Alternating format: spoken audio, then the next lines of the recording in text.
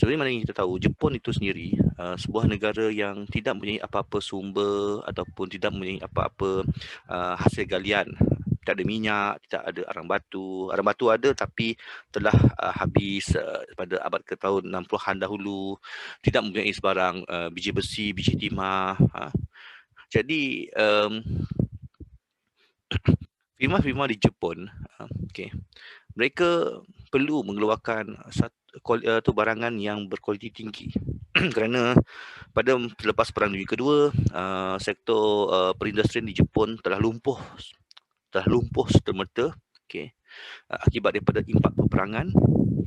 Kemudian telah ditambah pula dengan kesan daripada sekatan-sekatan kawalan-kawalan ekonomi oleh pihak Amerika Syarikat pada masa itu, yang mana menyaksikan bahawa Jepun apabila mereka hendak mengeluarkan sesuatu produk ataupun melakukan suatu new ventures in the new economics, so they have to ask permission from the United States, as well as mereka hendak mengeksport sesuatu barangan.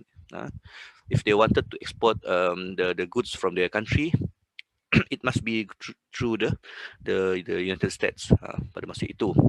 Jadi ini menyebabkan pelbagai sekatan, pelbagai halangan ataupun cabaran untuk Jepun berupaya untuk meninggikan ataupun meningkatkan kembali ekonomi mereka. Jadi pada tahun 1950-an merupakan setahun yang sangat-sangat susah bagi Jepun dan ketika itu juga Perang Korea. Perang Korea. Jadi suka saya nak sebutlah Perang Korea, apakah kesannya kepada Jepun pada Perang Korea. Kebanyakan jentera-jentera peperangan adalah dibuat di Jepun untuk Perang Korea. Jadi pada masa itu kebanyakannya industri-industri perindustrian berat di Jepun pada 50-an dahulu adalah untuk membantu pihak Amerika Syarikat untuk memerangi Korea pada masa itu. Itulah adalah Perang Korea tahun 50 hingga tahun 54. Kemudian selepas itu adalah dilihat bahawa Jepun menyedari bahawa perlunya satu tindakan yang drastik perlu dilakukan untuk Jepun kembali mampu untuk menyelamatkan ekonomi negara mereka, supaya mereka dapat tidak bergantung pada negara lain. Jadi pada tahun 1960-an Jepun telah memulakan industri-industri mereka keluar. Pada masa itu antara syarikat pertama yang mengeksport barangan keluar ke Amerika Syarikat adalah dua buah syarikat ini, iaitu Nissan dan juga Toyota. Ini saya nak bagi tahulah, teori Z ni memang banyakkan di pasar kereta saja. Syarikat-syarikat kereta. Jadi awak kena faham lah kenapa pada tahun 60-an masa itu Nissan telah mengeksport kereta mereka, iaitu Datsun dan kereta Datsun dan juga Fairlady Z ke pasaran Amerika, dan telah mendapat sambutan yang agak menggalakkan dengan kualiti barang yang baik di samping harga yang murah. Harga yang sangat murah berbanding dengan kereta-kereta yang telah dihasilkan oleh Amerika dan juga pihak Eropah itu sendiri. Kemudian Toyota juga telah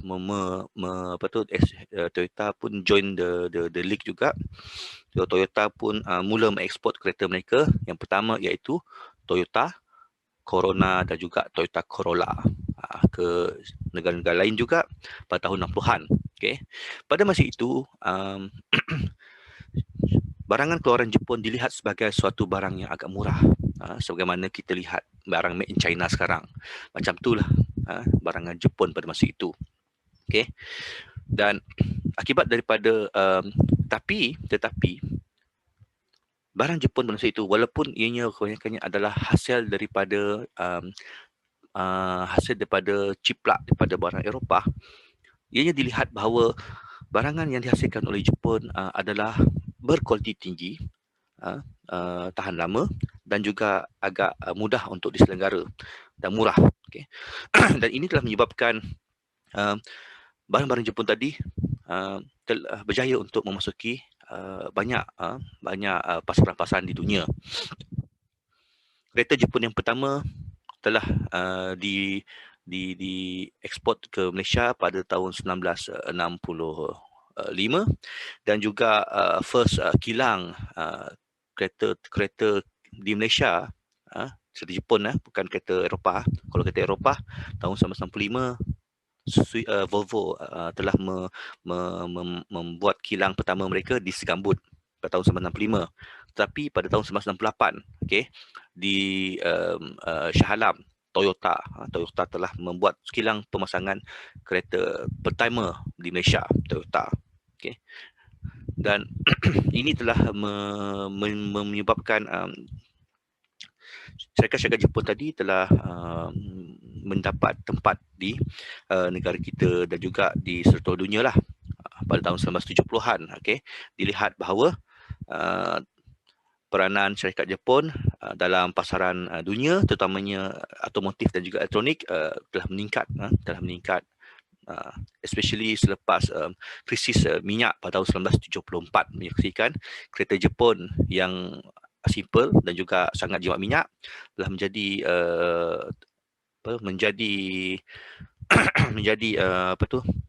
telah menjadi tumpuan utama pembeli-pembeli kereta di negara-negara lain untuk membeli kereta keluaran Jepun yang dilihat sangat jimat minyak, dan juga sangat tahan lasak, reliable berbanding kereta Eropah pada masa itu. Okey. Jadi ini semua kejayaan ini, it has been linked to the high productivity of the Japanese workers. Kerana dilihat selepas Perang Dunia Kedua, Jepun dengan semangat Kaizen mereka, semangat Kaizen mereka itu semangat kesempurnaan mereka telah mencipta suatu teori bagi penulisan yang dilihat telah membawa Jepun, ke satu arena yang baru. Jadi ini adalah yang disingkat sebagai teori Z lah. Dan this will lead to interest in Japanese management. Jadi pada tahun 70-an, pakar-pakar pengurusan organisasi di seluruh dunia telah melihat bagaimana Jepun daripada tahun 50-an, mereka telah kalah Perang Dunia Kedua, mereka telah tiba-tiba pada tahun 60-an mereka telah melonjak begitu ketara. It's an extreme jump of lead of the jump that shows how Japanese can do things properly, and this actually lead to the interest of those experts in the management to look into how the Japanese management and see either it can be applied to other countries. Okay. Jadi kalau yang pernah dengar pada tahun 1982, Perdana Menteri keempat pada masa itu telah menyebut berkenaan dengan dasar pandangan ke timur. This is where dasar pandangan ke timur sebenarnya adalah terbit daripada apa yang telah berlaku, iaitu teori Z.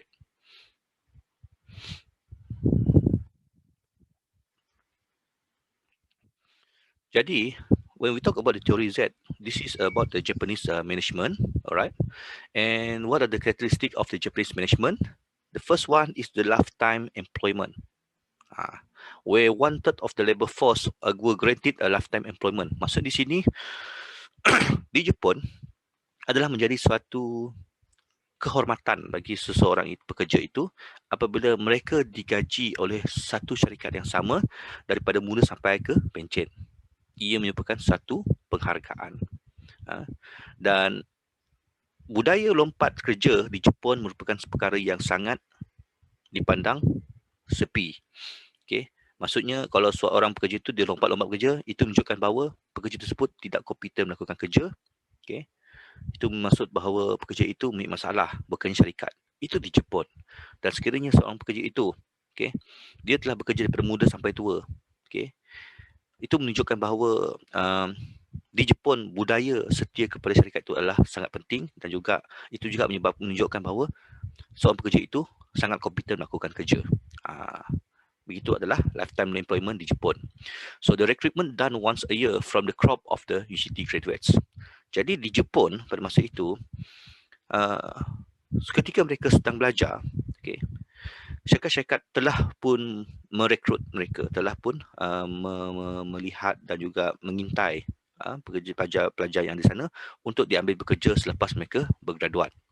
Okay, and they are not recruited to fill specific position, but hired because of having interest and temperament compatible with the milieu of the field. Meaning to say, sesuatu pekerja itu diambil bekerja bukan atas sebab kekosongan jawatan yang ada, tetapi dilihat syarikat-syarikat di Jepun melihat bahawa karakteristik seseorang itu adalah sesuai dengan perkembangan bagi syarikat mereka, dan oleh itu mereka akan mengambil pekerja tersebut.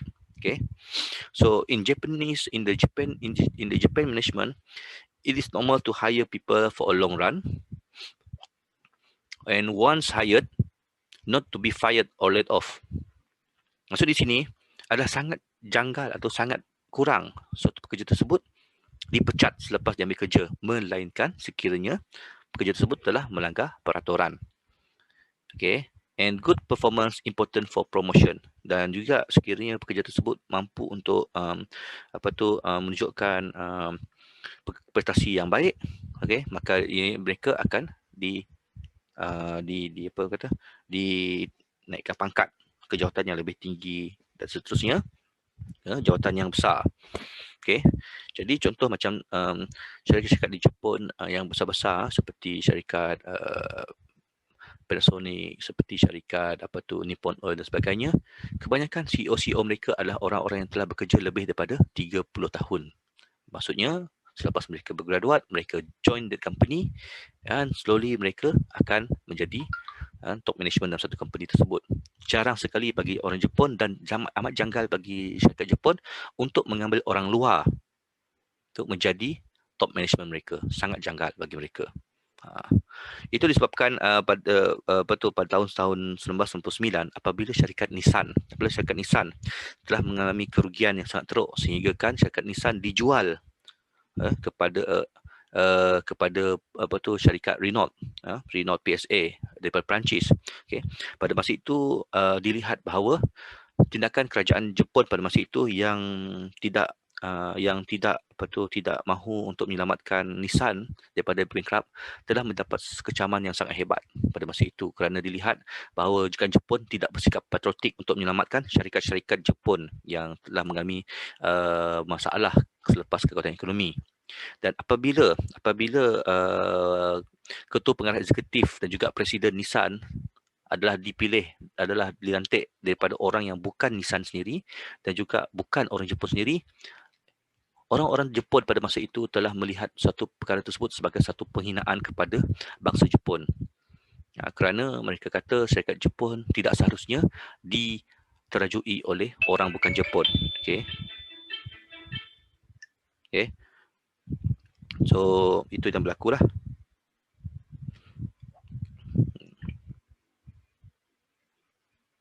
Ya.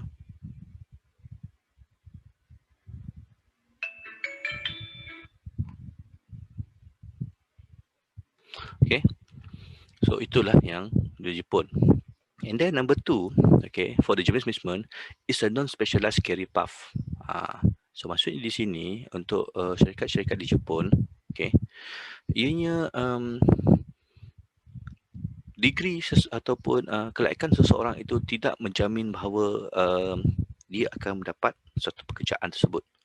Okay, ini kerana bagi Jepun, they have this non-specialized career path, meaning to say, okay, tidak kira apakah jawatan apakah kelaikan anda, kecuali untuk bahagian teknikal, especially in management, anda akan dilatih untuk mengisi satu jawatan tersebut. Meaning to say, you will have the orientation program and you will be rotated in different units. Okay, supaya semua bahagian pentadbiran boleh memahami setiap function yang ada dalam jabatan tersebut, dalam sebuah syarikat tersebut. And the firm has workforce that understand the total operation. Jadi pekerja-pekerja yang bahagian pentadbiran terutamanya perlulah memahami keseluruhan operasi bagi suatu organisasi, dan juga memahami apakah masalah-masalah dan juga halangan-halangan yang ada bagi setiap unit untuk operasi tersebut. And this will lead to the concern for the total company rather only one portion of it.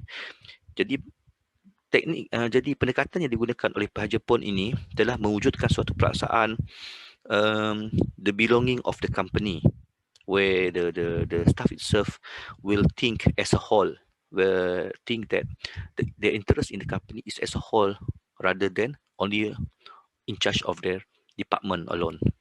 Jadi whatever things that they decide, it must be it will reflect to the whole company as a whole, not only specific on a certain departments. Okay.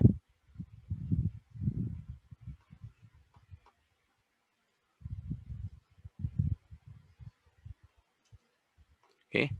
And then the problem with the Japanese management, they have the slow evaluation and the promotion. So after being hired, new employees will move through a number of different assignment. Jadi sebelum suatu pekerja itu dilihat kompeten dan juga mampu menunjukkan prestasi yang tinggi, ianya dia perlu merasai keseluruhan unit-unit yang ada. Maksudnya apabila dia masuk sebagai seorang pentadbiran bahagian kewangan.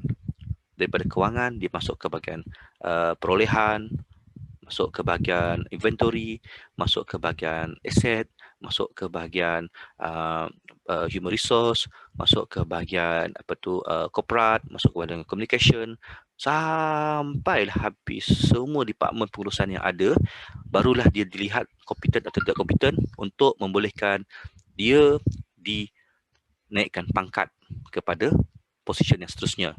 Okay. Jadi this progress will each new assignment will given new responsibility, but it is normal that they are not getting any formal evaluation or a promotion until he has been with the firm for at least 10 years. Maksudnya 10 tahun tu memang tak naik pangkat, tak dinilai pun. Lepas habis 10 tahun tu, baru dianggap okay, dia dah faham keseluruhan perjalanan syarikat, barulah dia akan dinilai untuk promotion.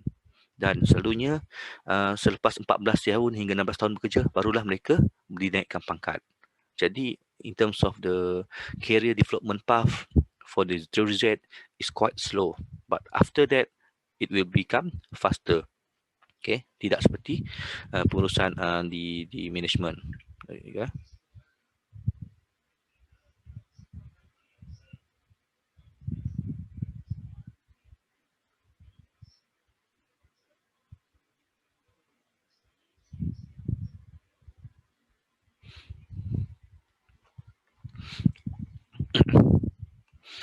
So, what are the consequences of the long-term evaluation?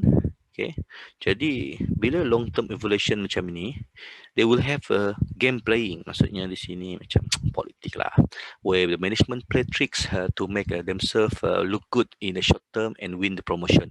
Jadi budaya kipas mengipas, macam kalau pernah tengok cerita Korea, cerita Jepun kan, yang diorang kipas bos, yang diorang bos dia angkat beg apa semua. These are the things yang memang berlaku di Jepun dan juga di Korea. Okay, and they will avoid the game if the evaluation done in 10 years. And the managers can take risks of being innovative and experiencing with new ideas. Okay. Where one project fails, it will not destroy their career sebabkan evaluation tadi akan dinilai pada masa yang agak lama. Jadi kalau ada projek yang gagal apa semua, ianya tidak mengganggu evaluation mereka. And no evaluation doesn't mean no added responsibility, where aspiring senior managers given scope to make decisions even though it's still in the junior position. Maksud di sini, walaupun ianya mereka masih lagi dikira sebagai junior, tapi sekiranya pihak atasan telah melihat potensi pekerja bawahan mereka akan diberikan tugas-tugas tertentu untuk menilai prestasi mereka, dan mereka inilah yang boleh melanggar norma suatu syarikat tersebut, iaitu boleh dinaikkan pangkat dengan dalam masa yang sangat cepat. Itulah yang bezalah bagi di Jepun berbanding kita. Kalau di Malaysia ini, kalau kita lihat sektor awam kita ada dua jenis, iaitu kita ada time based dan juga performance based. Kalau untuk time based, selalunya kalau awak jadi cikgu 8 tahun memang naik pangkat lah. Tukang terbalik macam mana pun awak memang naik pangkat lepas 8 tahun. Kebanyakan sektor awam di Malaysia macam tu. Tapi kalau corporate di Malaysia tidak. Kalau awak macam contoh awak kerja di bank, dalam masa 3 tahun you can perform very well. You can be a assistant manager within 3 years lepas kerja, and within 5 years you can be a manager kalau di bank, because kita di Malaysia kita really look into the performance performance based. Kita lihat figure, the value yang awak bawa kepada company. Itu yang lain lah di Malaysia. Tapi kalau di kalau di Jepun lain, kerana adalah penting untuk mereka melihat bahawa seorang pekerja tersebut telah faham betul-betul operasi dan juga perjalanan pengurusan syarikat tersebut untuk membolehkan dia layak dinilai dan seterusnya dinaikkan pangkat dan juga sebagainya lah. Okey, faham setakat ni? Faham.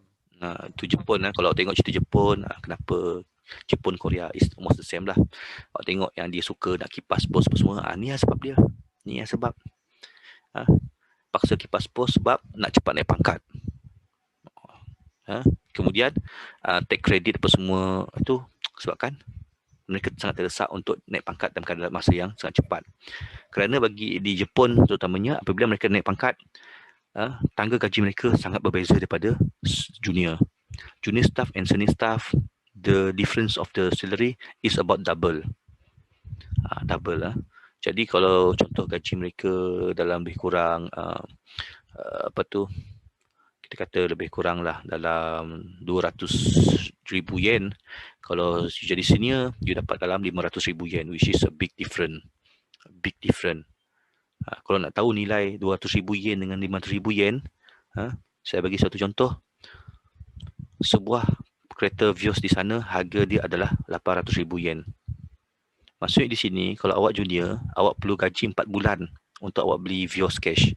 Tapi kalau awak senior, awak perlukan gaji 2 bulan saja untuk beli Vios cash. Itu perbezaan dia. Beza tu, sangat beza.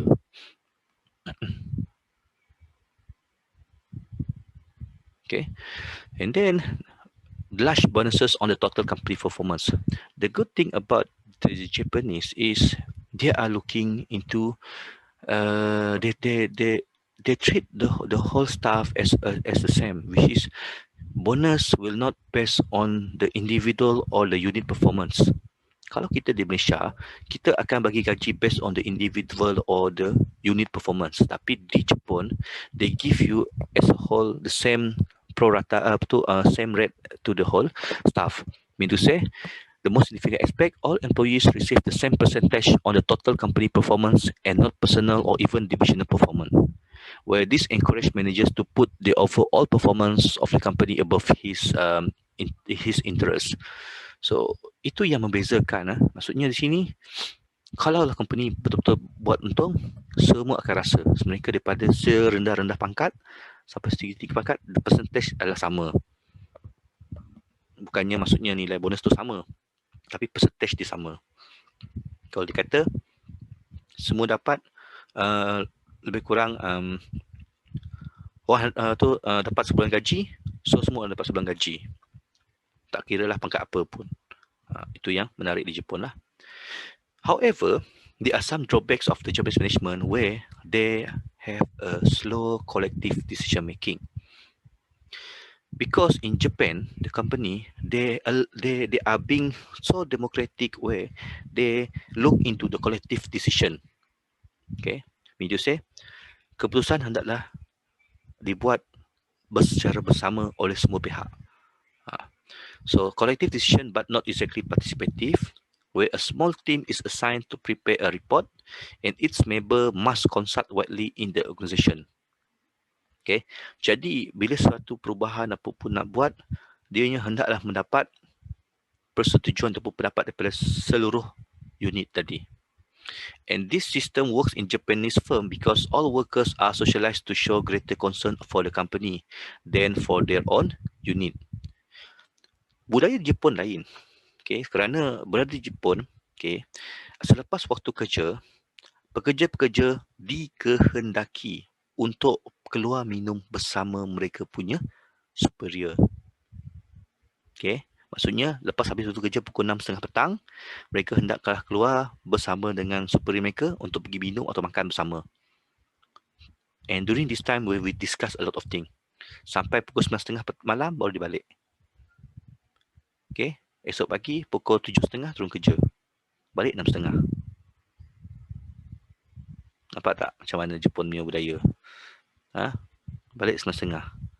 Pukul 7.30 pergi kerja, balik 9.30 malam.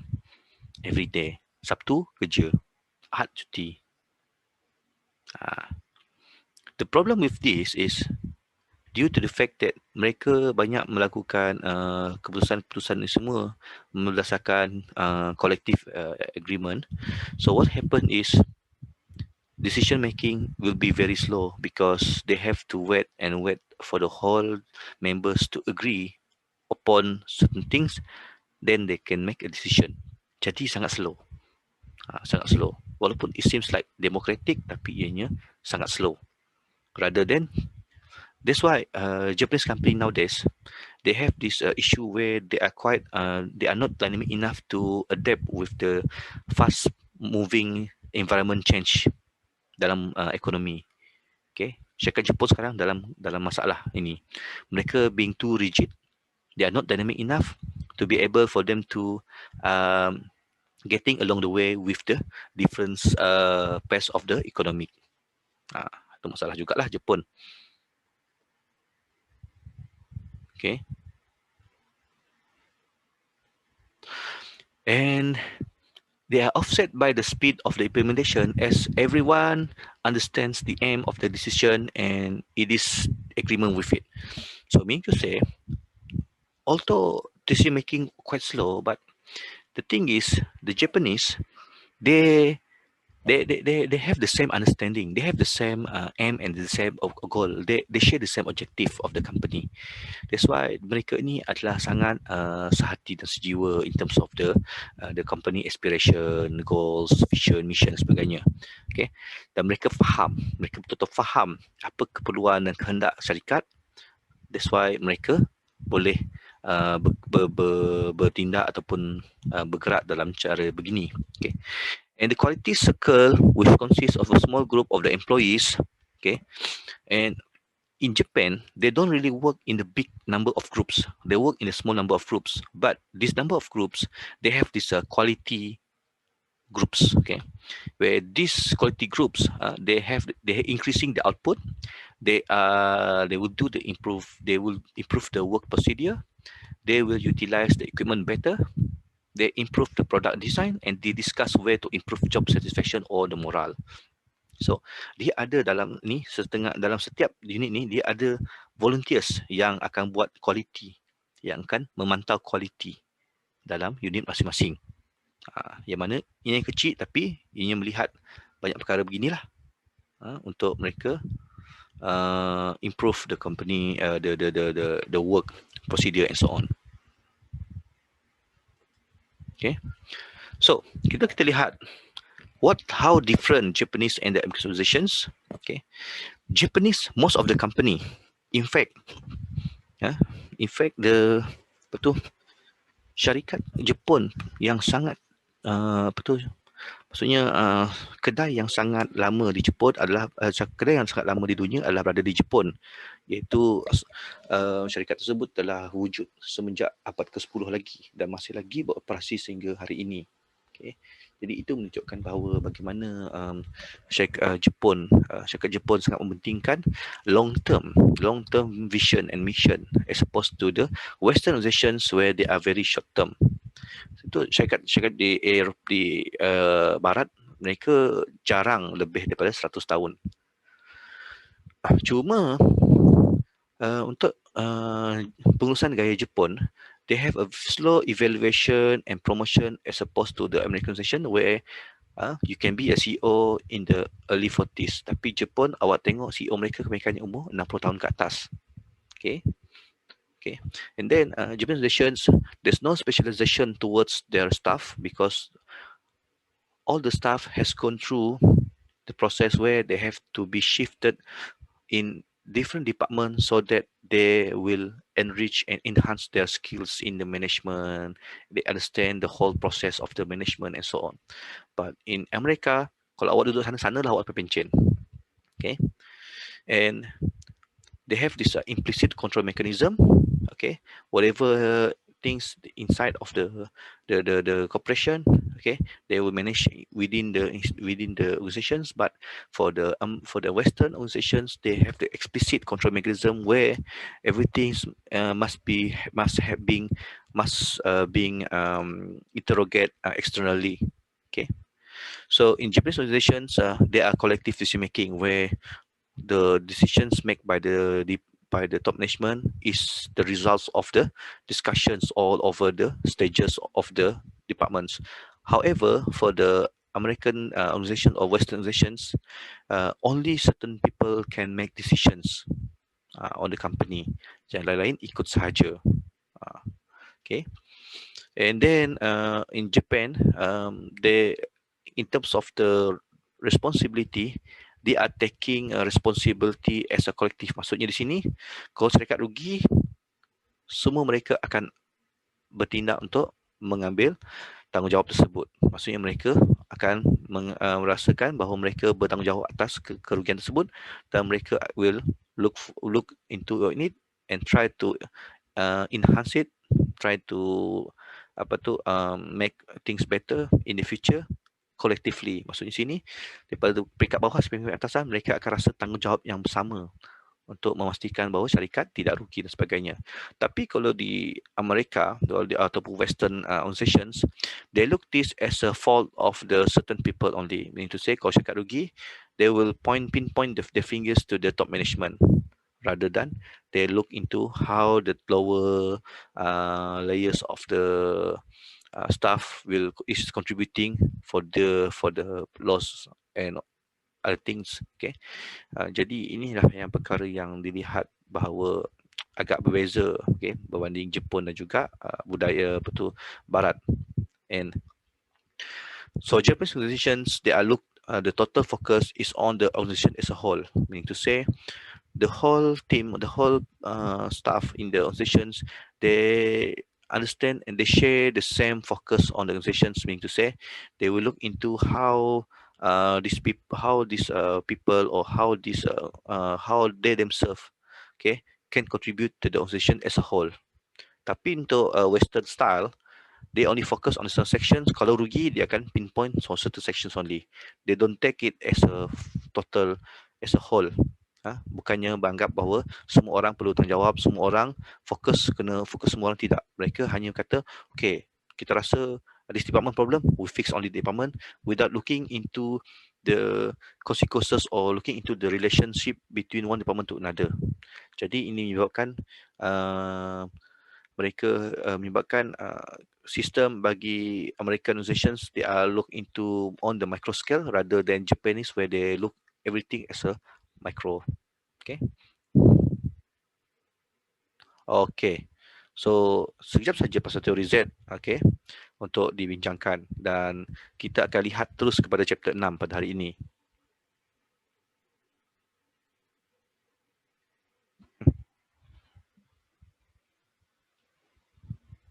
Okay, so far boleh faham teori Z macam mana? Ianya sangat berbeza lah dengan dengan teori-teori yang awak baca sebelum. Okay. Okay. Ini adalah ini pun sangat menarik juga. Lepas kita melihat teori X, Y dan Z, kita melihat bahawa bagaimana from this will lead into the new public management in the dalam new public management, dan itulah dia assignment awak sebenarnya pada semester ini, one of the assignments yang panjang dan semester ini, group assignment, iaitu new public management in the selected countries. Okay. Alright, kita akan teruskan juga terlihat yang seterusnya.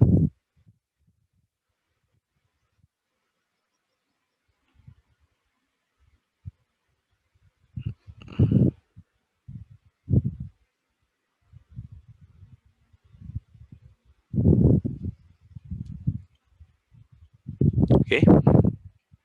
Jadi akibat daripada penggabungan, after look into this theory X, Y, and Z, and how we look into how the corporate management can be seen as able to contribute in the advancement of the public management. That's why in late 1970s, cerita saya tadi kalau tengok teori X dan Y adalah tahun 40-an 50-an, betul? 30-an 40-an 50-an. Lepas tu teori Z 60-an 70-an.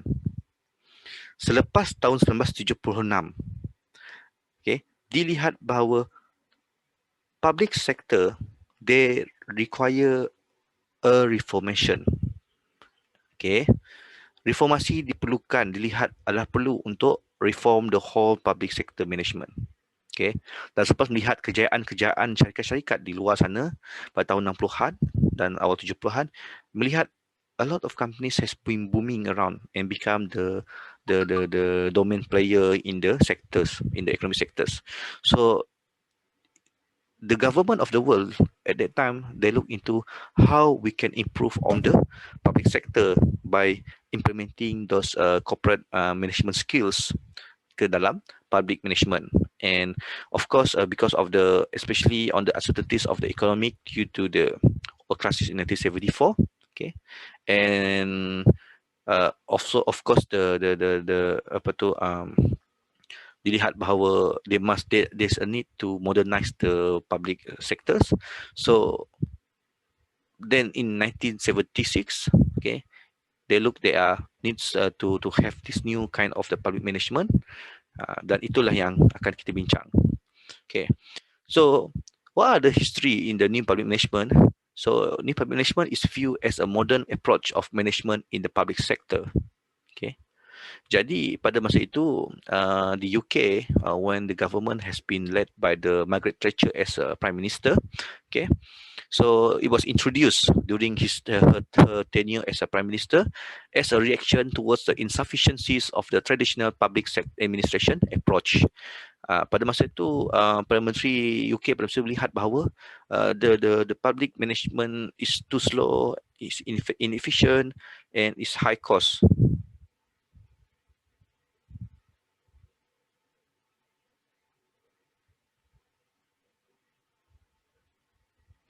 So itu yang menjadikan bahawa dilihat bahawa tidak efisien lah. Okay, ianya dilihat tidak efisien dan perlunya satu perubahan yang sangat drastik untuk mengubah keseluruhan cara ataupun kaedah public kaedah sektor awam tadi ditadbir. Okay. Jadi apakah kritik yang telah diterima pada masa itu? Okay, mereka tak puas hati dengan prestasi sektor awam pada masa itu, where they look into the public sector as seen as unproductive, okay, inefficient, always suffer loss, low quality, and poor innovation and creativity. Okay, jadi pada masa itu dilihat pihak UK telah mengalami perkara ini, dilihat bahawa it seems that the public sectors has been dwelling with a lot of problems in terms of being inefficient. Public doesn't satisfied with their services. It seems like they are being very arrogant and ignorant, something like that. So these conditions triggered the movement to reform the public sector management, and therefore the new public management is being emerge. And what is basically what is the new public management? It's a management philosophy used by the government since the 1980s to modernize the public sector. Jadi pada masa ini pada tahun 76 dulu mereka telah memiliki keperluan, pada awal 80-an mereka telah mengutarakan filosofi in terms of management, how the government will look into to modernize the public sector. So the wave of public sector reforms are throughout the world since the 1980s, including Malaysia during that time. Okay, that's where in 1982 the Prime Minister during that time it deems that it is a need to reform the public sector, where the public sector is not being capable to give the services to the people. Okay, albeit the population is increasing, the the state revenue is increasing. However, the quality of the service is still macam dulu. Jadi pada masa itu Malaysia pun mengalami perkara yang sama juga. Okay.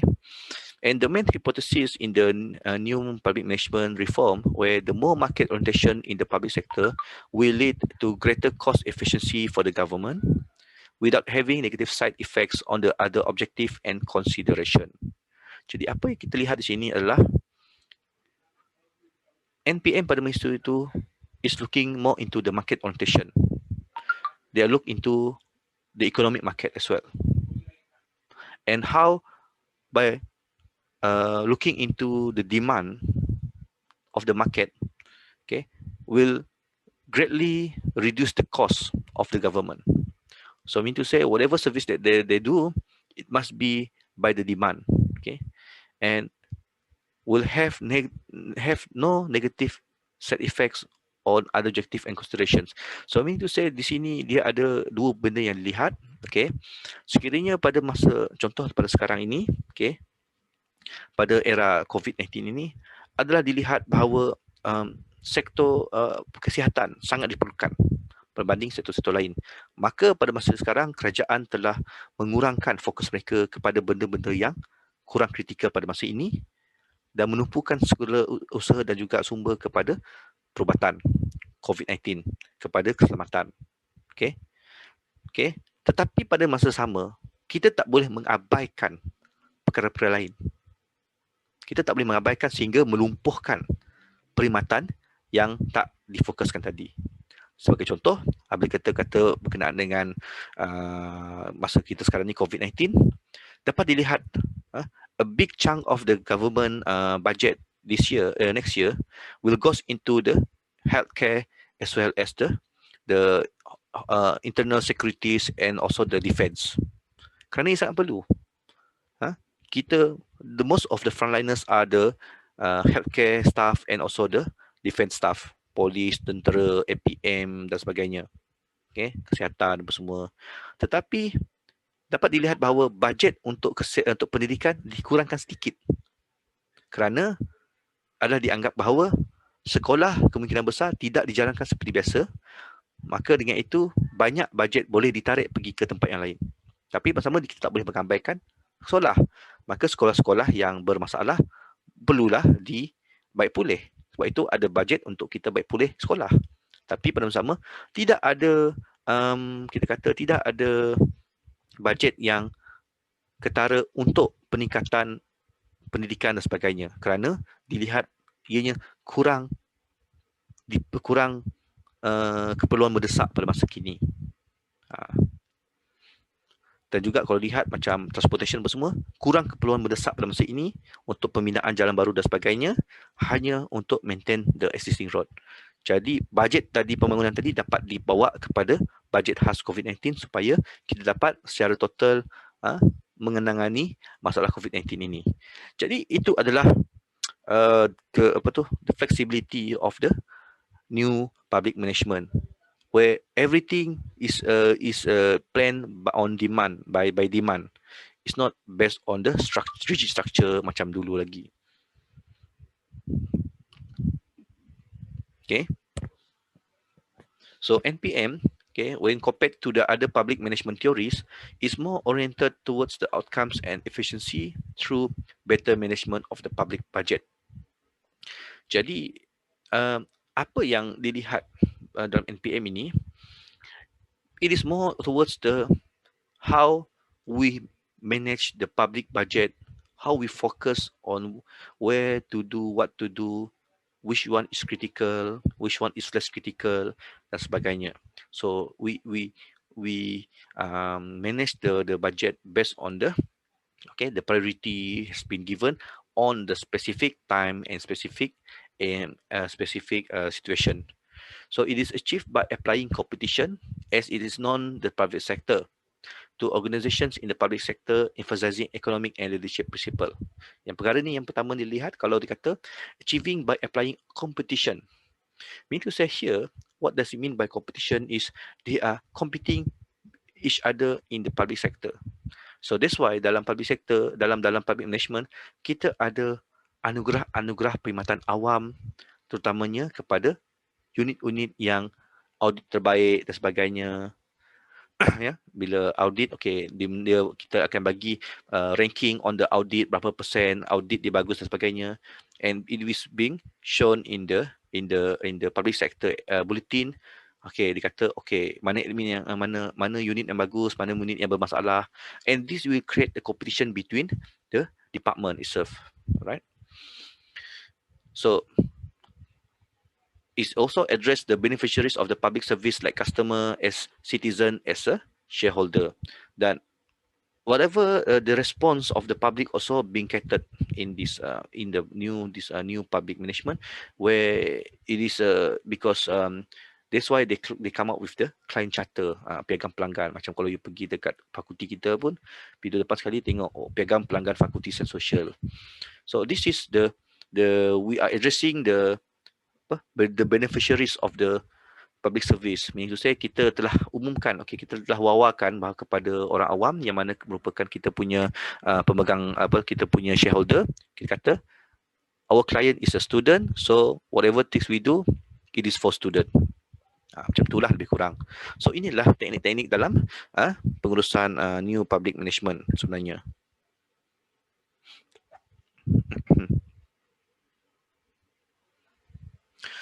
And after that, selepas itu, the later development of the NPM. So the splitting large bureaucracies into a smaller and more fragmented ones, and there are competitions between the different public agencies and between public agencies and private firm, and incentivizations of the more economic lines. Kita lihat satu ya. Jadi dengan adanya NPM ini tadi, dengan struktur birokrasi yang ada pada kerajaan, ini akan dipecahkan kepada yang kecil-kecil seperti unit-unit supaya betul pengurusan tersebut dapat dibuat secara lebih efisien dalam unit tertentu. Although the hierarchy of the officials masih ada, tapi ini dapat mengurangkan sedikit kerana birokrasi yang ada. That's why we are splitting large bureaucracies into smaller and more fragmented ones. Kemudian, competition between the different public agencies and between public agencies and private firm, ini dapat dilihat dengan penganugerahan sektor awam yang telah dilakukan oleh Jabatan Perkhidmatan Awam, anugerah kepada departmen-departmen untuk audit terbaik, performance terbaik dan sebagainya. Ini untuk menggalakkan persaingan di antara mereka supaya mereka dapat menunjukkan yang terbaik, memberi perkhidmatan yang terbaik kepada rakyat. Okay. Dan juga last sekali adalah incentivizations on more economic lines. Maksud di sini memberikan banyak lagi insentif-insentif yang mana paling agensi tadi, mana-mana yang boleh membuat pengkomersialan akan dilakukan pengkomersialan. Dan ini menyebabkan kebanyakan jabatan-jabatan kerajaan diswastakan kepada GLC. Sebagai contoh, kita kata kalau di Sarawak kita ada dulu SESCO. SESCO adalah Perbadanan Pembekal Elektrik Sarawak. Dijadikan sebagai Sarawak Energy, yang mana ianya satu entiti swasta yang dimiliki oleh kerajaan 100% untuk memberikan perkhidmatan penyediaan perkhidmatan elektrik kepada rakyat pada masa sama bekerja sebagai swasta. Dan untuk mendapatkan keuntungan dibagi balik kepada kerajaan untuk membina infrastruktur. Jadi macam contoh untuk Sarawak Energy, perkhidmatan elektrik, penjalanan elektrik, penghantaran elektrik diswastakan, tetapi untuk memasang tiang dan sebagainya adalah di bawah bajet kerajaan. Duit keuntungan SESCO tadi, Sarawak Energy tadi, diberi balik kepada kerajaan negeri, dan kerajaan negeri gunakan untuk membina pecawang elektrik baru, supaya lebih banyak dan lebih ramai orang-orang di pedalaman dapat akses kepada electricity. Begitu juga dengan Telekom Malaysia sebenarnya. Telekom Malaysia pun dulu adalah Jabatan Telekom dan Telegraf Malaysia pada tahun 1960-an. Ditukar kepada Jabatan Telekom Malaysia pada tahun 70-an, dan pada tahun 1985 diswastakan menjadi Telekom Malaysia Berhad. Okey. Konsep yang sama, okey. disebabkan oleh servis telefon tadi dapat dikomersialkan, maka mereka mengkomersialkan telefon tadi, servis telefon. Pada masa sama, duit keuntungan tadi telah diberi kembali kepada kerajaan untuk kerajaan membina lebih banyak tiang telekomunikasi, tiang pencawangan dan sebagainya. Okay. So itu adalah tujuan utamalah, the incentivization on the more economic lines. Dan NPN juga telah mensostahkan badan-badan kerajaan yang mana dilihat mampu memberi pulangan ekonomi kepada kerajaan sebagai salah satu daripada sumber pendapatan negara. Okay. So sebagaimana yang kita dah bincang tadi, apakah karakteristik sebagai NPN? Ianya lebih kepada, orientasinya lebih kepada ekonomi, efisiensi dan juga effectiveness. Jadi tujuan NPM adalah kita hendak cuba untuk menjimatkan duit. Pada masa sama, kita turut boleh generate duit. Kita juga untuk meningkatkan keberkesanan dan juga keefisienan badan kerajaan tadi. Maksudnya, perkhidmatan hendaklah dilaksanakan secara efisien dan juga efektif kepada rakyat. Dan ianya adalah based on the market principles or the market oriented. Okay. Dan seperti mana yang saya telah explain tadi lah, artinya ianya hendaklah melihat pada keadaan ekonomi dan fokus-fokus yang diberikan hendaklah berdasarkan pada prinsip-prinsip dan juga orientasi ekonomi-ekonomi tertentu dan juga usaha untuk impose the value and techniques of the private sector management into the public sector. Maksudnya di sini they are trying to impose, trying untuk cuba untuk mengadaptasi bagaimana private sector management ke dalam public sector management. Jadi dengan dengan peranan-peranan, dengan tugasan-tugasan yang lebih berdaya saing dan sebagainya, sistem pengurusan, itulah yang boleh dibuatlah sebenarnya. Jadi the new public management, ada beberapa negara telah berjaya, telah agresif melakukannya, termasuk Malaysia juga. So seperti New Zealand, UK, Australia, Kanada dan US ni adalah antara yang terawal lah yang mengadaptasi, yang membuat public management yang telah menjadi panduan kepada negara-negara lain termasuk negara Malaysia. Dan juga international organisation seperti World Bank, IMF yang merupakan badan-badan badan-badan dunia yang telah mengadaptasi public management untuk lebih efisien. Okey. Jadi secara lebih lanjut, apakah NPM background? Over the last 2 decades, public management has undergone substantial changes in both developed and developing countries. Until the 1960s, the interventionist character of the government was quite evident in production, provision and regulatory activities. Dia boleh baca lah. Yang paling penting dia adalah issue of the government failure. Okay. Also critical factor analysis of the emergence of the NPM, kerana dilihat bahawa public sector sangat memakan bajet dan juga tapi gagal untuk memberikan perkhidmatan yang diharapkan. Okay. Jadi whatever things it is, it says that the criticism focus on the major economic problems where the government were too large, consuming too much scarce resources. Ialah of course duit. Seperti yang saya cakap tadi lah, terlalu besar dan terlalu makan duit, tetapi tidak melaksanakan banyak gagal untuk memberi perkhidmatan yang baik kepada rakyat. And government were involved into many activities, whereas alternative means of provision existed for many of these, and growing inflation, excessive cost and excessive bureaucracies.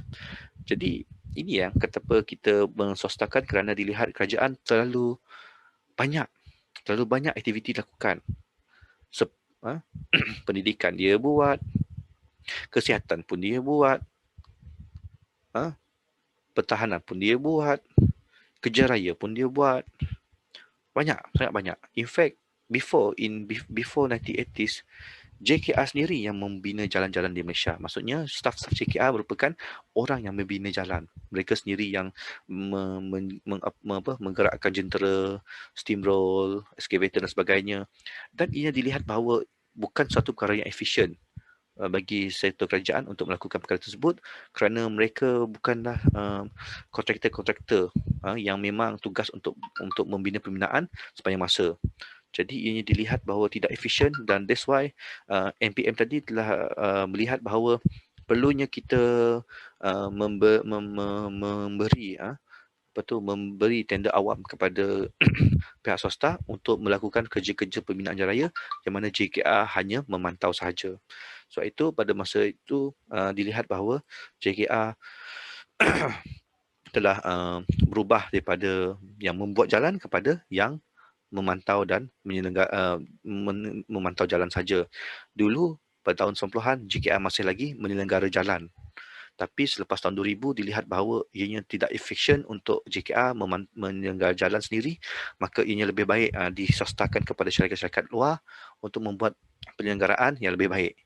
So itu maksudnya the government has involved too many activities until they lost their focus. Yang mana kerajaan sepatutnya tidak seharusnya melakukan kerja-kerja tersebut.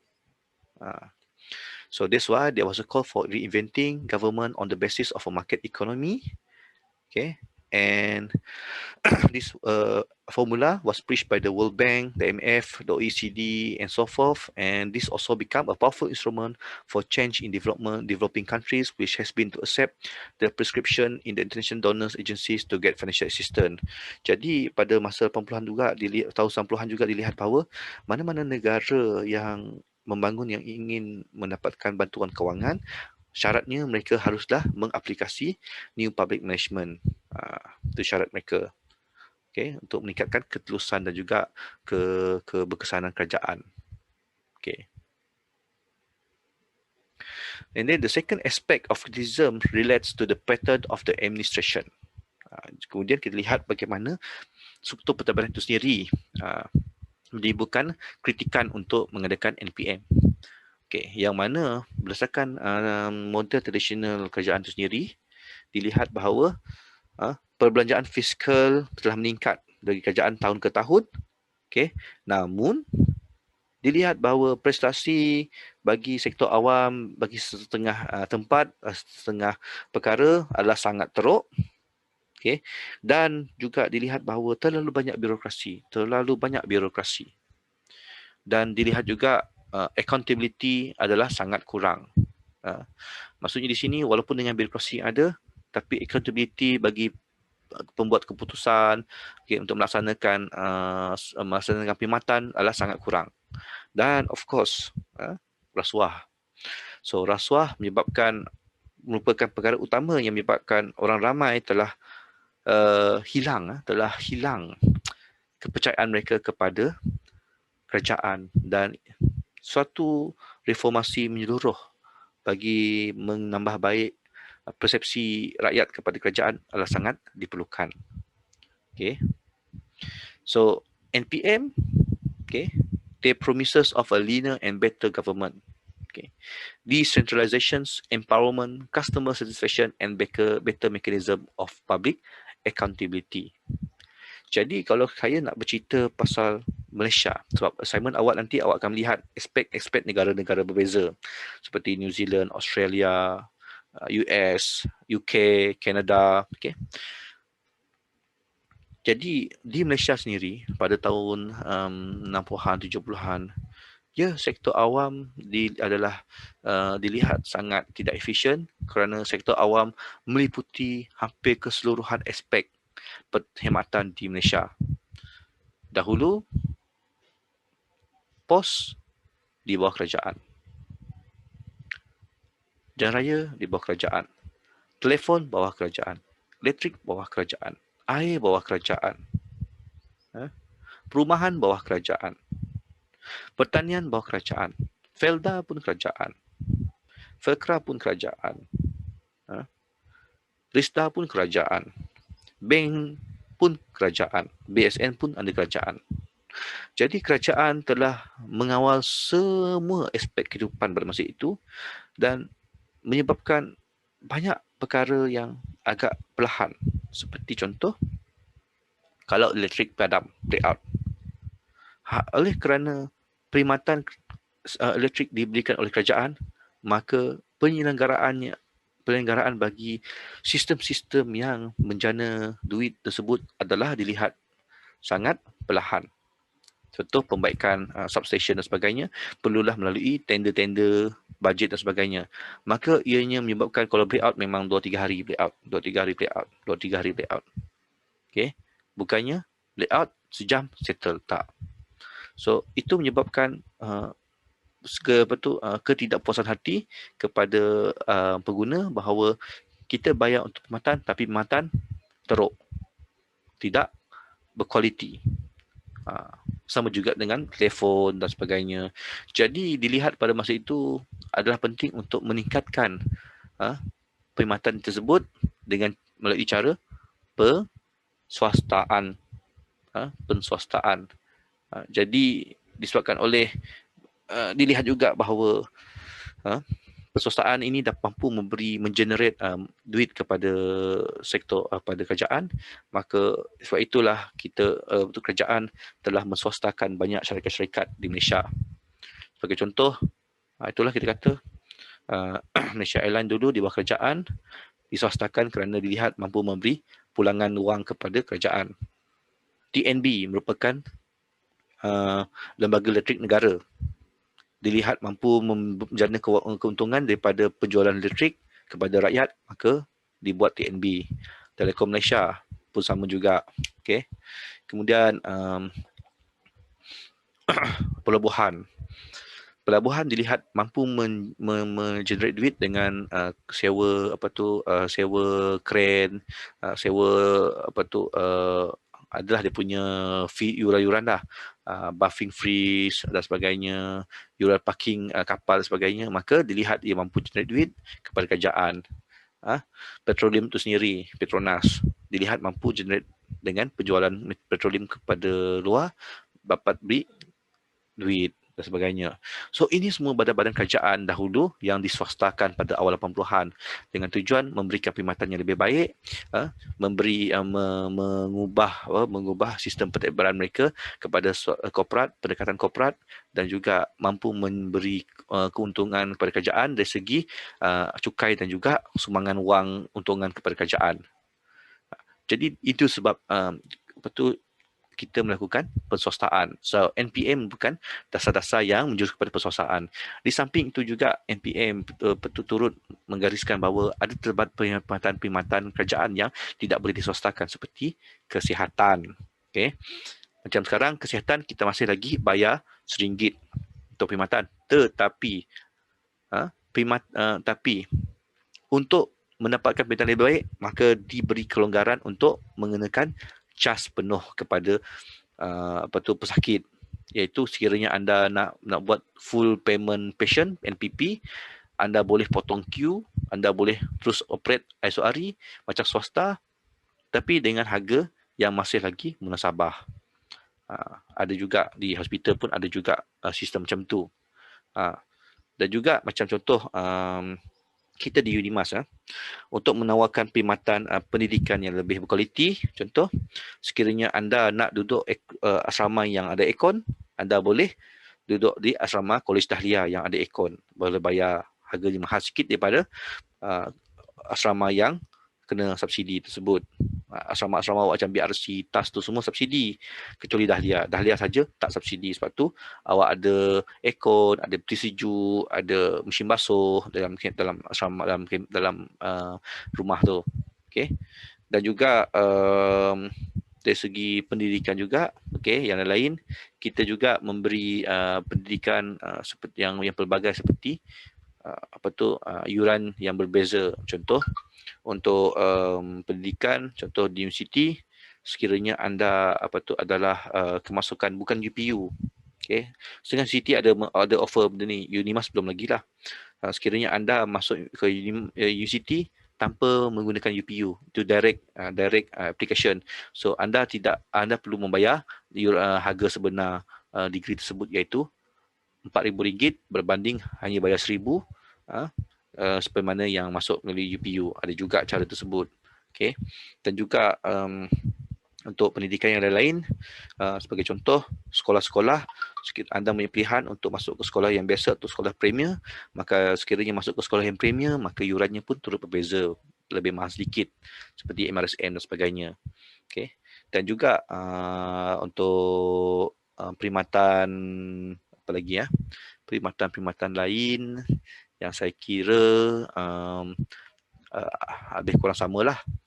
Cuma semakin banyak syarikat-syarikat semakin banyak perkhidmatan kerajaan yang akan disepara swastakan untuk memberi fleksibiliti kepada rakyat, untuk memberi fleksibiliti kepada rakyat untuk mendapatkan perkhidmatan-perkhidmatan tertentu dengan lebih cekap dan juga dengan lebih cekap dan lebih cepat. Okay. So the ideas of the new public management and reinventing the government were essentially born out of the continuing search for the solution to economic problems in 1970s. Apa yang berlaku pada 1970s? Krisis minyak menyebabkan banyak negara-negara tersekat dengan harga minyak yang mahal apa semua, dan itulah apa yang berlaku. And to produce a government that works better but cost less. Itulah dia punya tujuan dia. Kerana kos perkhidmatan, kos penyelenggaraan ataupun kos pentadbiran pengurusan pentadbiran awam adalah sangat tinggi, memakan lebih kurang 100 lebih bilion ringgit setahun. Itulah kita untuk pentadbiran kita telah mengambil lebih kurang 54% daripada kita punya keseluruhan bajet, dan itu merupakan perkara yang sangat tidak baiklah sebenarnya. Okay, and then the idea of the NPM is to reinventing the government.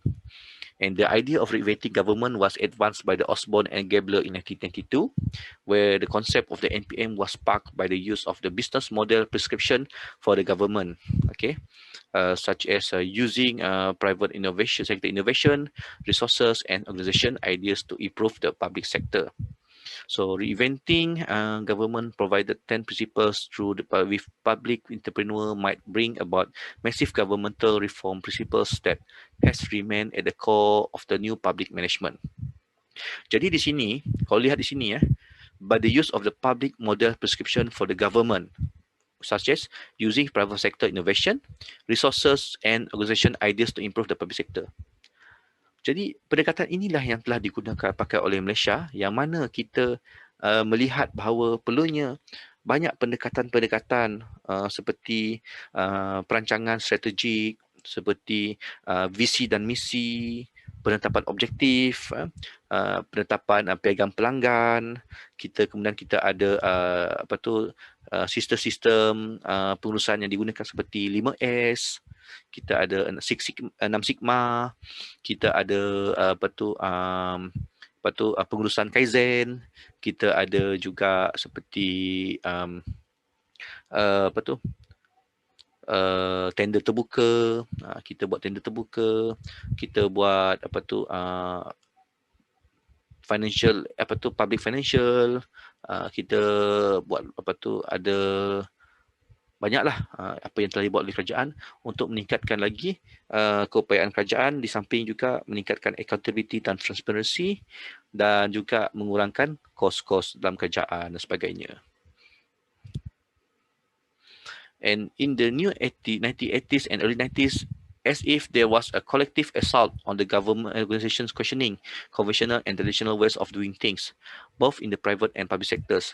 So various strategies and modalities underscoring the imperative for the fundamental internal and external reform in the organization emerge. They range from the being more client or customer oriented. Nampak? Itulah mereka buat client charter ataupun piagam pelanggan. To the decentralization of authority of being more business oriented, especially those in the government. Dan juga sesetengah jabatan kerajaan ataupun institusi kerajaan turut mewujudkan spin-off company, seperti contoh syarikat holdings yang akan menjadi corporate wing kepada institusi kerajaan tersebut untuk pengkomersialan perkhidmatan dan sebagainya pun ada juga. Okay. Contoh kita di Unimas, kita ada Unimas Holding, merupakan is a corporate arm untuk memberikan perkhidmatan kepakaran pensyarah-pensyarah kepada orang awam dan juga kepada kerajaan. Jadi kita boleh ambil tender, buat projek macam swasta dan sebagainya, operasi pun macam swasta. Itu sangat menarik lah. Okay. And then the public management policies. The public management policies are techniques in governing organizations comprising the core public sector. Equally, they are seen as tools for pursuing such policy aims in the improving governmental bureaucracies more efficient, transparent, smaller, responsive or innovative. Jadi perkara yang dilihat dalam kerajaan yang kita nak adalah lebih efisien, birokrasinya lebih efisien, birokrasinya lebih transparent, birokrasinya lebih kecil, birokrasinya lebih responsif dan birokrasinya lebih inovatif. So apabila kita kata efisiensi dan transparansi, awak semua faham. Smaller pun awak faham yang mana kita pecahkan satu benda yang badan yang besar kepada unit-unit kecil. Responsive, okay, where we want them to be more responsive. So ada dia punya carta aliran kerja sekiranya sesuatu permohonan tadi dibuat dalam masa beberapa jam atau beberapa hari, benda tu mesti dah keluar result. So ada carta aliran untuk customer, untuk klien, untuk rakyat lihat. Sekiranya okay, contoh awak pergi hantar borang untuk permohonan, contohlah permohonan bantuan belajar, awak hantar permohonan. Dalam carta permohonan tu dia ada carta aliran. Berapa lama dia akan proses permohonan tersebut. So sekiranya mereka ditepati lebih daripada masa yang ditetapkan, maka kita boleh buat komplain. Itu responsif maksudnya. Okay. Macam hospital lah, pergi hospital, dia kata berapa jam awak tunggu doktor semua sekian. Kalau lebih dari itu, you can complain. Tak ada masalah sebab this is what they promise. They promise to serve you within 8 hours. Semua settle. Tapi kalau lah 12 jam pun masih lagi tak dapat apa-apa, you can complain. Okay. And also innovative. So innovative di sini maksudnya bagaimana pengurusan tadi being innovative in their management works. Macam contoh pengenalan one of the innovation yang dilakukan dahulu adalah pengenalan sistem nombor untuk perkhidmatan. Merupakan satu inovasi perkhidmatan awam yang mana pengguna atau rakyat boleh pergi ke kaunter ambil nombor dan this nombor tu akan jadikan sebagai nombor reference mereka untuk berurusan sehingga selesai. Itu adalah inovasi dalam pengurusan awam. Dulu tak ada nombor-nombor ni sebenarnya. Dulu first come first serve. Sekali dia panggil awak, tapi bila ada sistem nombor ini memberi perkhidmatannya lebih terurus, teratur dan juga lebih sistematik. So seen from the perspective of program managers, public management are rules of the game for acquiring and utilizing financial, human, material and informational materials. Often public management policies are viewed of program managers as source of perverse incentive or unnecessary constraint that diminish the efficiency and effectiveness of program operation. Jadi bila dilihat dari segi perspektif program manager, public management are the rulers of the game, where to acquire and utilize the financial, human, material and information materials. And it is often to be looked at public management policies view of the program managers as source of perverse incentive or unnecessary constraint that diminish the efficiency. Maksud di sini dilihat bahawa perkara-perkara public management policy ini yang menyebabkan semua perkara yang boleh dilakukan dengan cepat jadi lambat, terbantut disebabkan oleh polisi-polisi yang ada. Bukannya hanya staff, bukannya sebabkan staff, kerana polisi-polisi yang ada membantutkan staff-staff mereka menjadi lebih efektif sebenarnya.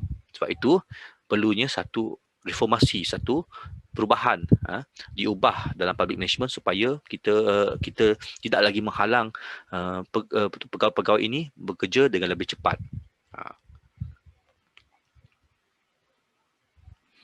Kemudian, okay. So a public management for all season. So NPM movement has started in the late 70s in UK under the Margaret Thatcher program government.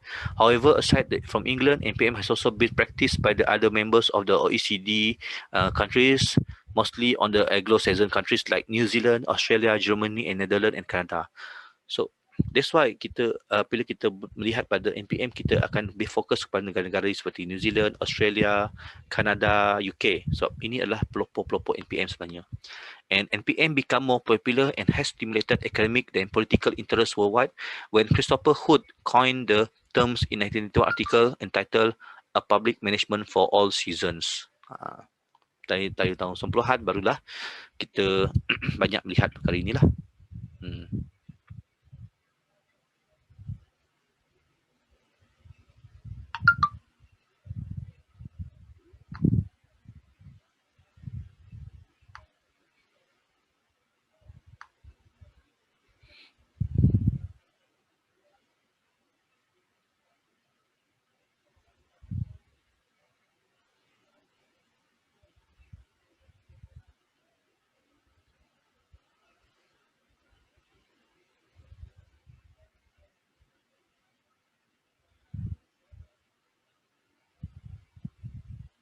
Okay.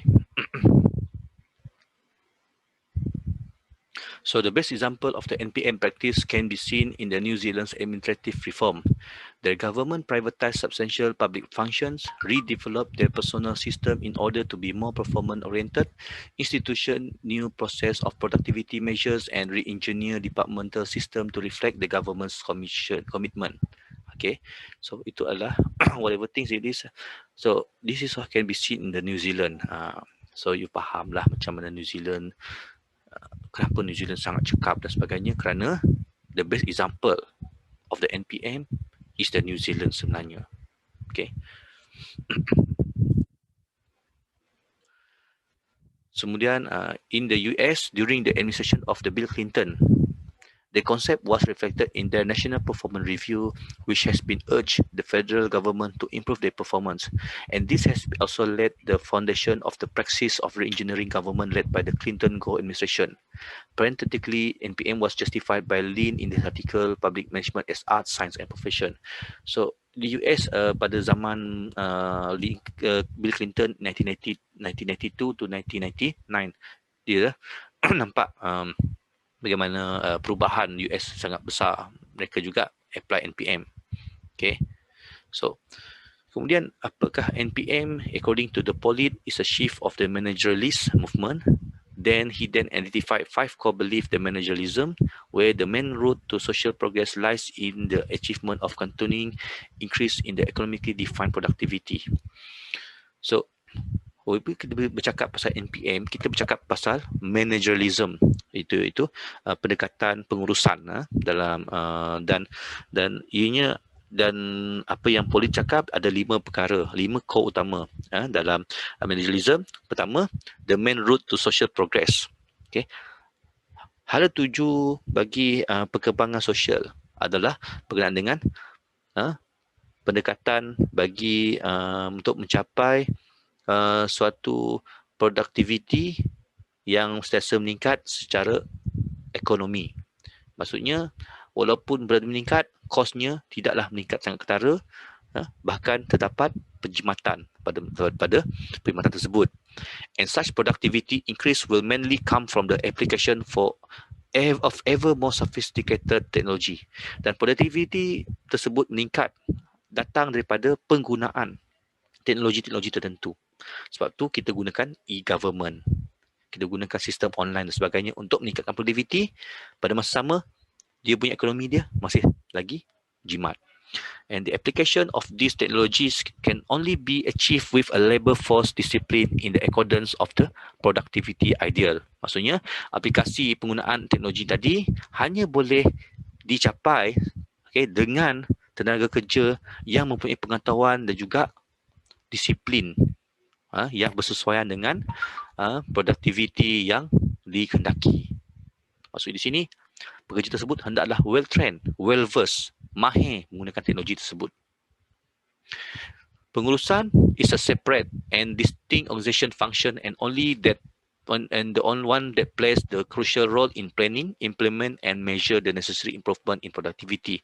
Maksudnya di sini, management is a separate and distinct function. Maksudnya pengurusan tadi tidaklah harus bercampur tangan urusan sehari-hari suatu pentadbiran secara terus. Ianya hanya untuk plan, implement measure dan sebagainya.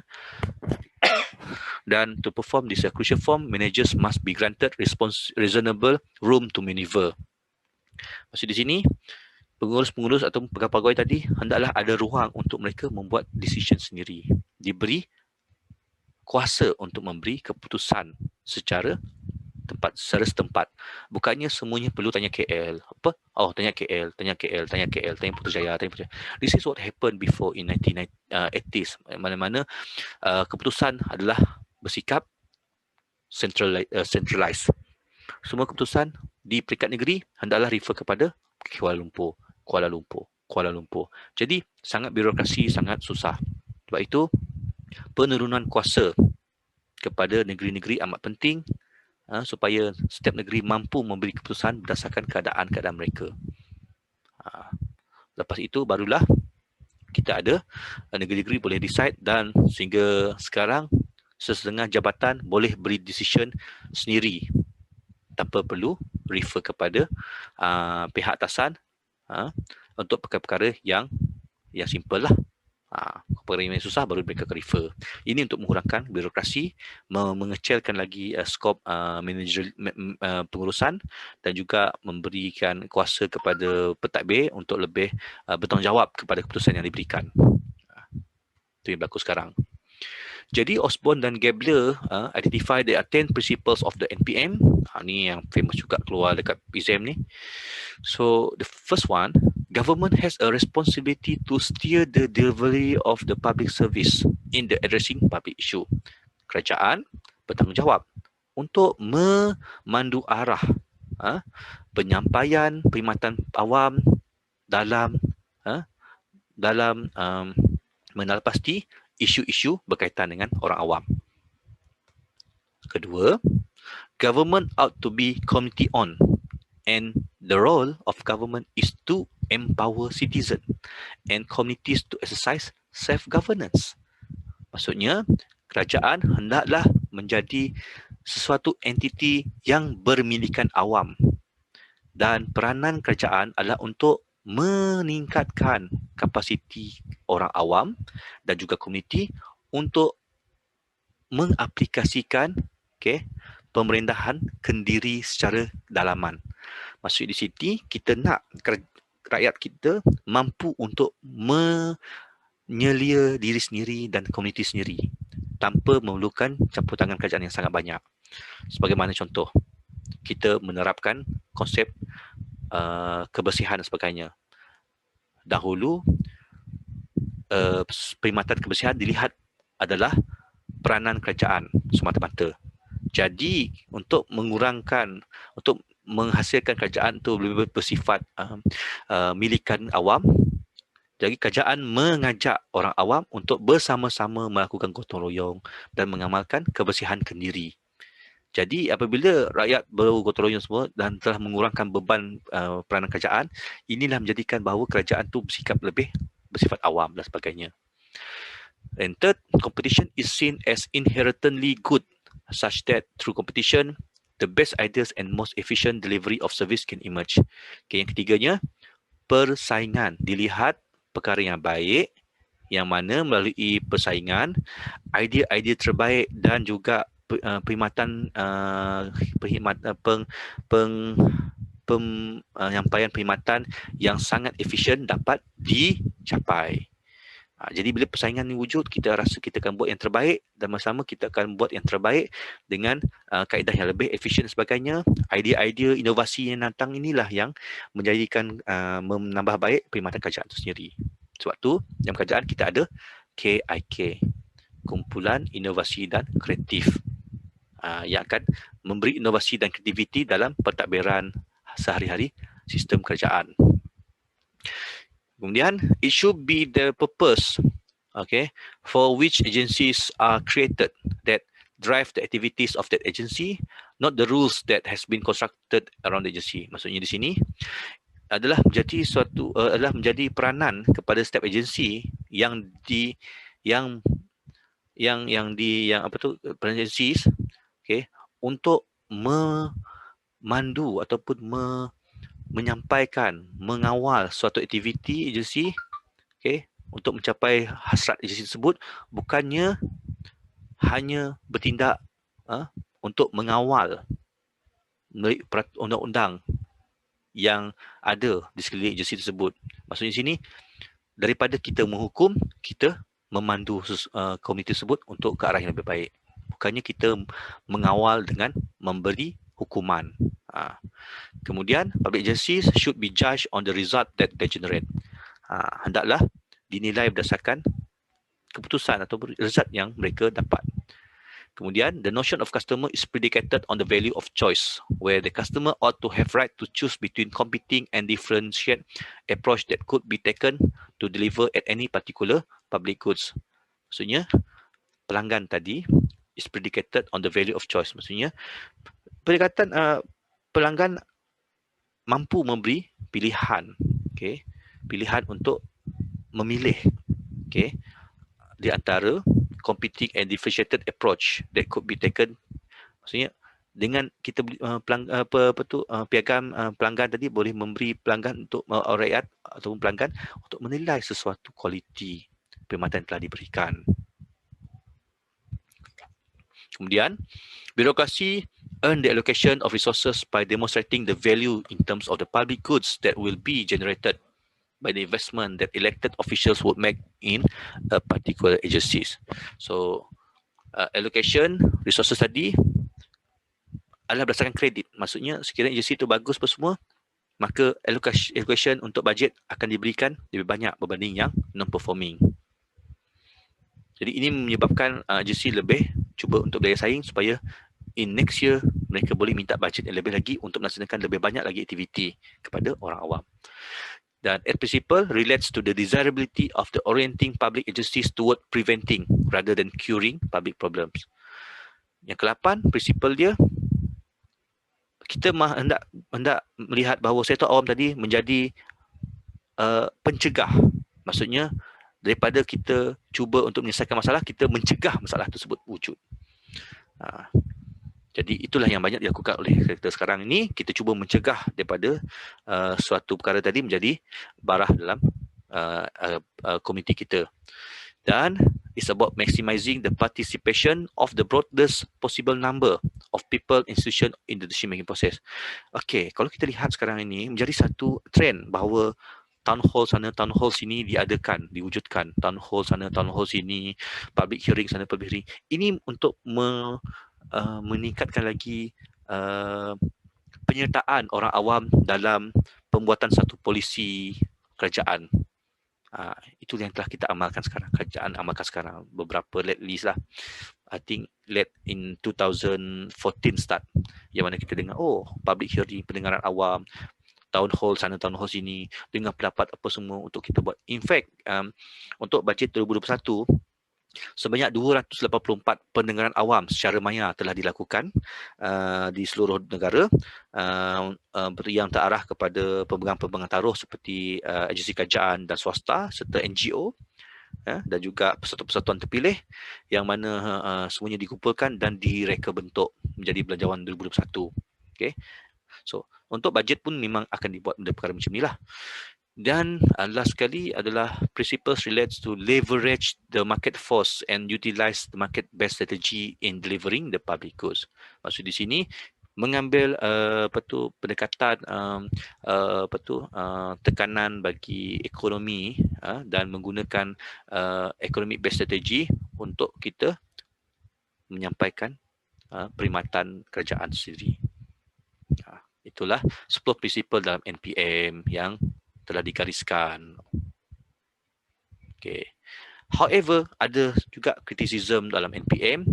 The serious criticism on the public sector reforms, particularly those of the new public management, are against the precepts of the democracy. Kenapa?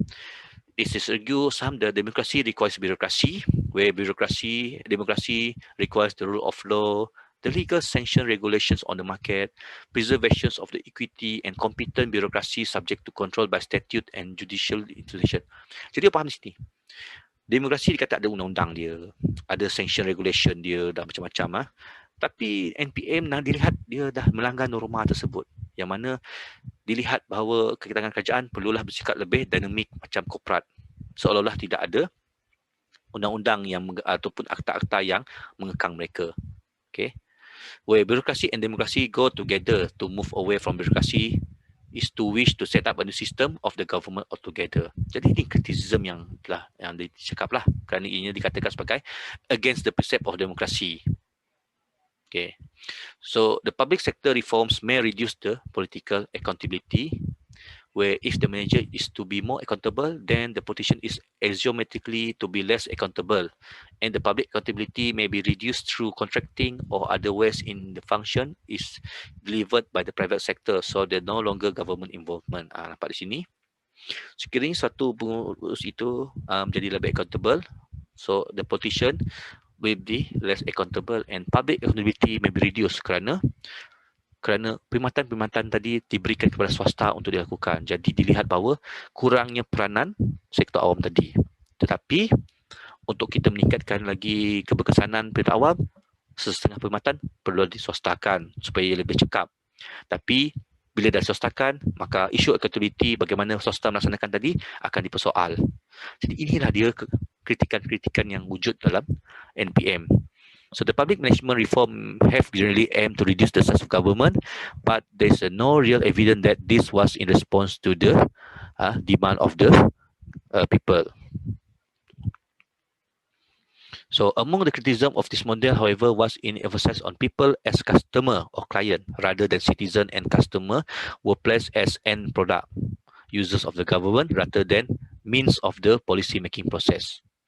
Satu lagi, ini yang saya sendiri pun sangat, saya sendiri selalu bercakap pasal benda ni. Okay, apabila kita kerajaan melihat rakyat sebagai suatu pelanggan, maka idenya adalah untuk menyelesaikan masalah pada masa itu saja. Bukannya sebagai suatu keperluan untuk kerajaan menyelesaikan sesuatu perkara secara total. Ini kritikan juga yang saya sendiri sangat melihat benda ini. Saya sendiri pun sebenarnya dalam saya mengajar NPM ini, inilah kritikan yang saya sangat setuju sebenarnya. Kerana bagi saya, kerajaan hendaklah tidak bersikap tidak bersikap enterprising, maksudnya tidak bersikap swasta.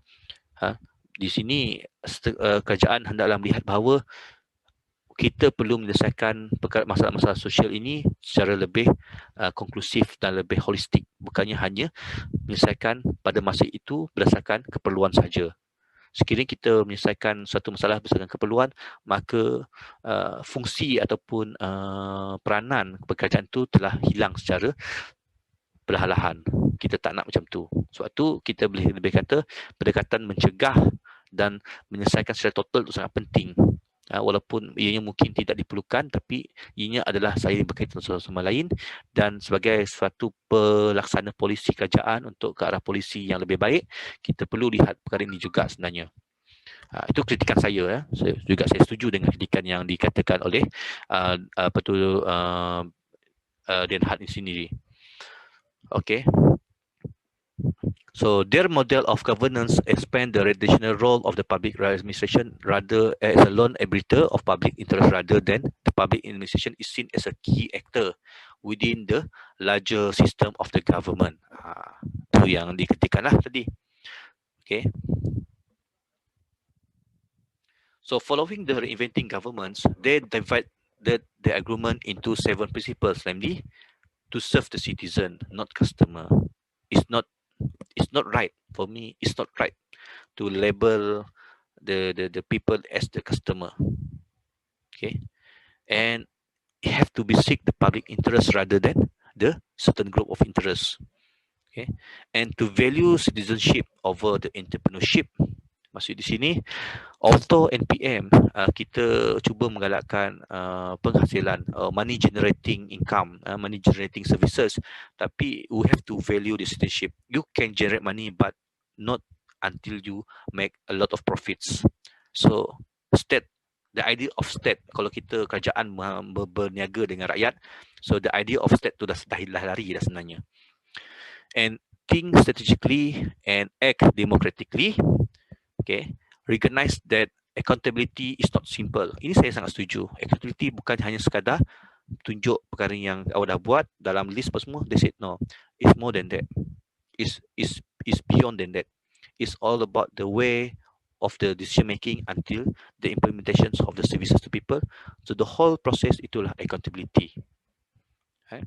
And then serve rather than steer, and value people, not just productivity. Jangan jadikan orang ataupun rakyat sebagai awak punya hasil produk awak. In terms of you want to measure the productivity of the department, so people is your end user of the product. Salah. Value itu yang penting. So saya sangat setuju lah apa yang Denhad cakap sebenarnya, which is this is the lacking of the NPM ideas yang dikemukakan mula-mula. Kemudian of course after that NPM evolve until now yang sebagaimana kita lihat dalam Malaysia itu sendiri, kita lihat bahawa baginda NPM telah menjurus kepada kita ke arah a welfare country rather than negara yang being more state people country, is more into the welfare country. So what's the conclusion basically for today's? So NPM is a new paradigm of public management that puts forward a different relationship between government, the people service, and the public. There have been changes in the public sector and reform of an unprecedented kind. For a variety of reasons, the traditional model of public administration has been replaced by new model of public management, and the change of new public management involves much more than mere public service reform. It means change to the way of the public service operate, the scope of governmental activity, time-honored process of accountability, and the academic study of the public sector. The main change is one of the theory sufficient to constitute a new paradigm. The new process of managerial reform is not yet complete. Nevertheless, the ideas are well grounded in theory and have attracted the support of the governments in most developed countries.